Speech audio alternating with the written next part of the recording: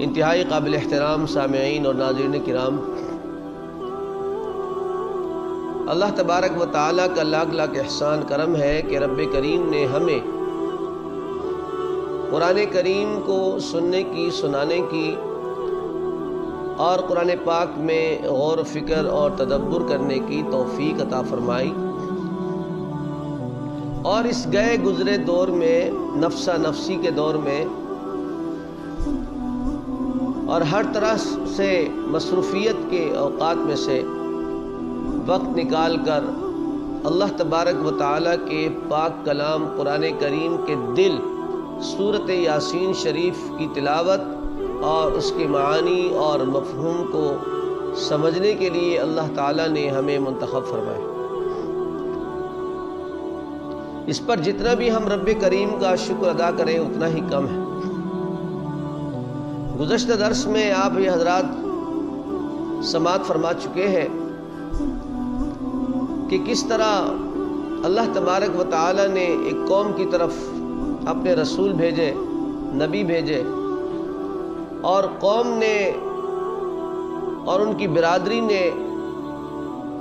وقت کے نبیوں کو جھٹلایا، لیکن ایک ایسا آدمی جو اپنے شہر اور علاقے کے کسی کنارے پہ موجود تھا، اللہ کا دوست تھا، ولی تھا، اور اللہ تبارک و تعالیٰ کو پہچاننے والا تھا، اسے جب معلوم ہوا کہ لوگوں نے اللہ کے نبیوں کو، رسولوں کو تنگ کیا ہے، پریشان کیا ہے، انہیں پریشانی کا سامنا ہے، تو وہ بھاگا ہوا، دوڑا ہوا آیا اطراف شہر سے، اور آ کر اس نے اس وقت کے نبیوں کی تائید کی اور اپنی قوم کو سمجھانے کی کوشش کی اور قوم کے سامنے اپنی دعوت کو پیش کیا۔ اتبعوا المرسلین، اتبعوا من لا یسألکم اجرا وہم مہتدون، اور فرمایا کہ یہ جو نبی رسول ہے، ایک تو یہ اللہ کے بھیجے ہوئے نبی ہیں، اور دوسرا یہ ہے کہ یہ ہدایت پر ہے، یہ مرکز ہدایت ہے، اور جو ان کے پیچھے چلتا ہے، جو ان کی اتباع کرتا ہے، اللہ تبارک و تعالیٰ اس کو بھی ہدایت عطا فرماتا۔ اور پھر اس نے دلائل دینے شروع کیے، وَمَا لِيَ لَا أَعْبُدُ الَّذِي فَطَرَنِي وَإِلَيْهِ تُرْجَعُونَ، کہ اس وقت لوگ بتوں کی عبادت کرتے تھے، شرک کرتے تھے، تو اس نے کہا کہ مجھے کیا ہوا ہے کہ میں اپنے اس رب کی عبادت نہ کروں جس نے مجھے پیدا کیا۔ اپنے آپ سے خطاب کر کے قوم کو دعوت دی، گویا قوم کو سمجھانا چاہتا تھا کہ یار تمہیں کیا ہو گیا ہے، کس جہالت میں پڑے ہوئے ہو، وجہ کیا ہے کہ تم اپنے اللہ کو چھوڑ کے دوسروں کی عبادت کر رہے ہو، اور جو اللہ نے تمہارے پاس نبی بھیجا، اپنا پیغامبر بھیجا، اللہ کا میسج لے کر آنے والا نبی، تم اسے جھٹلا رہے ہو اور تم اس کے ساتھ بد تہذیبی کر رہے ہو، گستاخی کر رہے ہو، تو لہٰذا یہ ہمیں بالکل بھی زیب نہیں دیتا۔ وَمَا لِيَ لَا أَعْبُدُ الَّذِي فَطَرَنِي وَإِلَيْهِ تُرْجَعُونَ۔ دوسری بات یہ ہے کہ اس نے کہا کہ جس رب نے ہمیں پیدا فرمایا، جو ہمارا مالک اور خالق ہے، اس نے پیدا کر کے اپنے حال پہ نہیں چھوڑا کہ چلو جی اب جو مرضی کرو، فرمایا وَإِلَيْهِ تُرْجَعُونَ، ہم سب نے پھر اس کی طرف لوٹ کر جانا ہے۔ تو جب یہ بات اٹل ہے، جب یہ بات حقیقت ہے کہ ہمیں اللہ نے پیدا کیا ہے، اسی ذات نے ہمیں دنیا میں بھیجا ہے، اور وہی ہمارا پروردگار ہے، وہی ہمارا پالنہار ہے، وہی ہمارا معبود حقیقی ہے، الہ حقیقی ہے، تو فرمایا کہ پھر ہم اس کی عبادت کیوں نہ کریں، ادھر ادھر کی کیوں عبادت کریں۔ أَأَتَّخِذُ مِن دُونِهِ آلِهَةً إِن يُرِدْنِ الرَّحْمَنُ بِضُرٍّ لَا تُغْنِ عَنِّي شَفَاعَتُهُمْ شَيْئًا وَلَا يُنْقِذُونَ۔ قوم کو سمجھانے کے لیے پھر اس نے دلیل پیش کی کہ کیا میں ایسے چیزوں کی عبادت کروں، ایسے غلط راستے پہ چلوں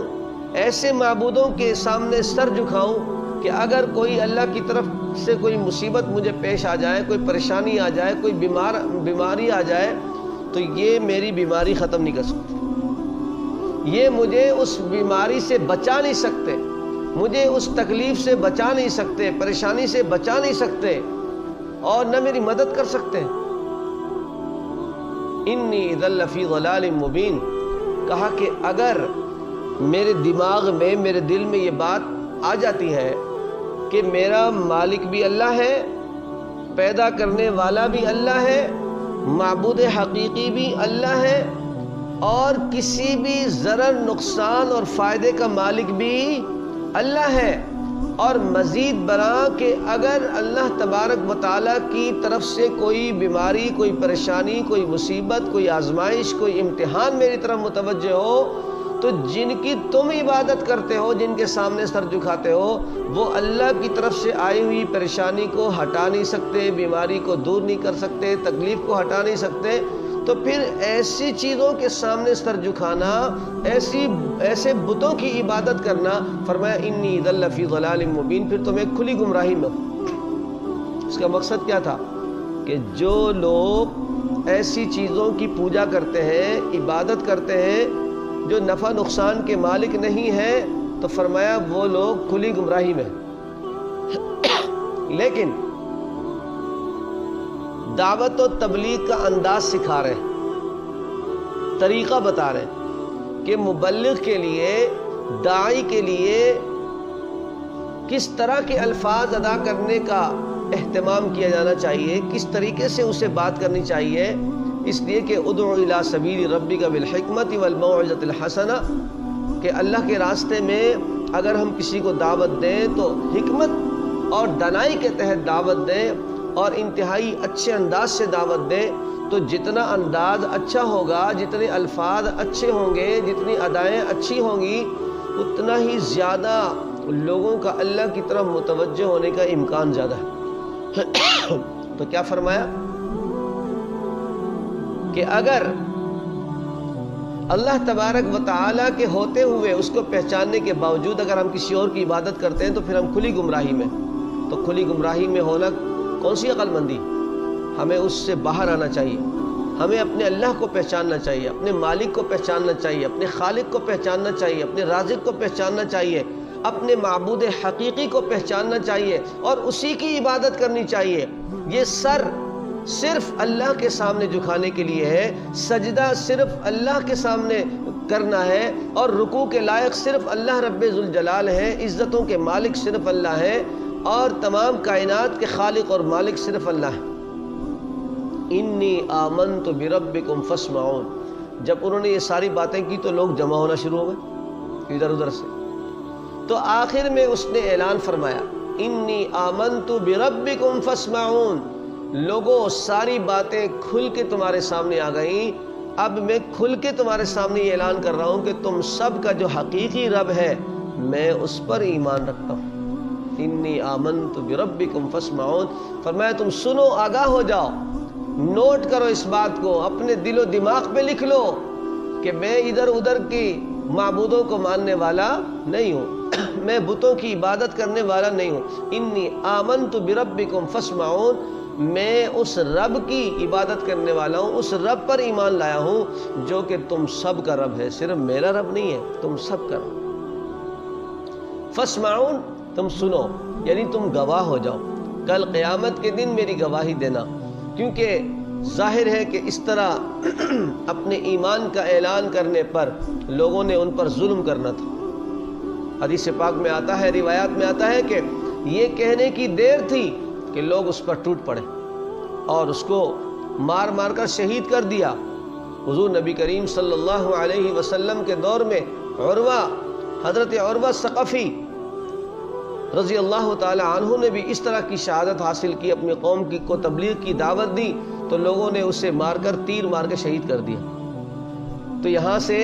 اللہ رب ذوالجلال ہمیں یہ بتانا چاہتے ہیں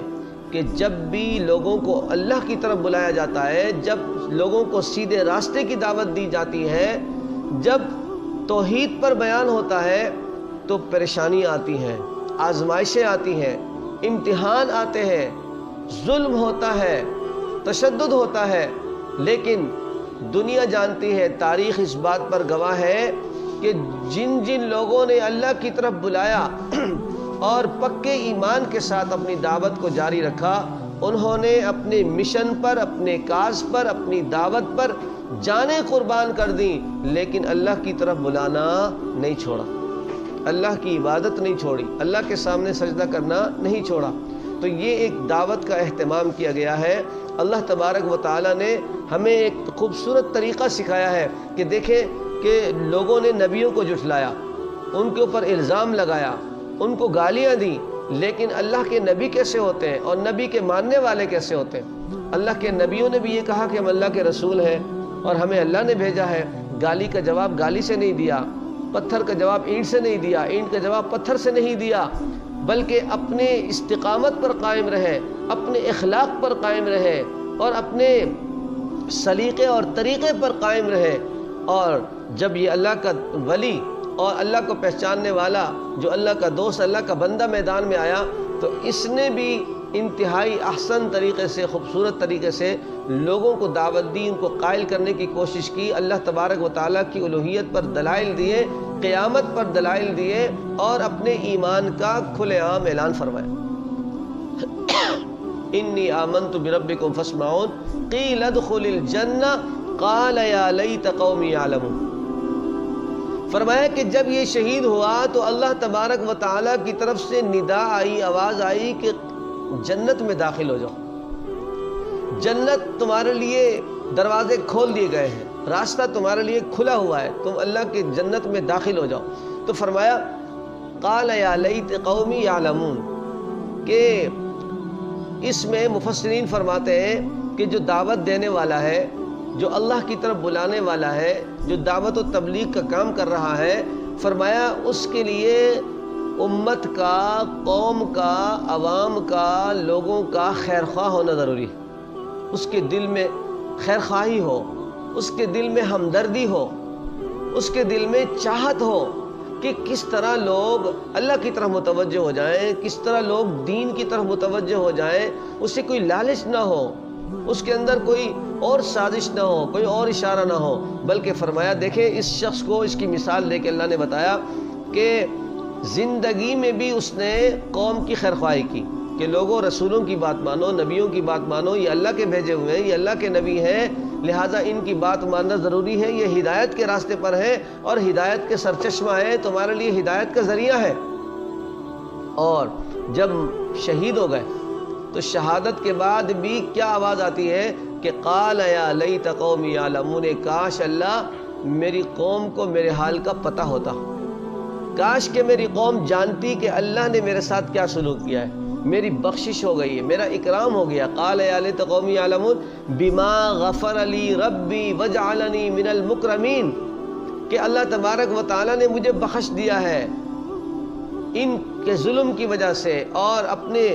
توحید پر استقامت کی وجہ سے، اللہ کی طرف بلانے کے کام میں استقامت کی طرف وجہ سے اللہ تبارک و تعالیٰ نے کیا کیا؟ بما غفر لی ربی، میرے رب نے میری مغفرت فرما دی،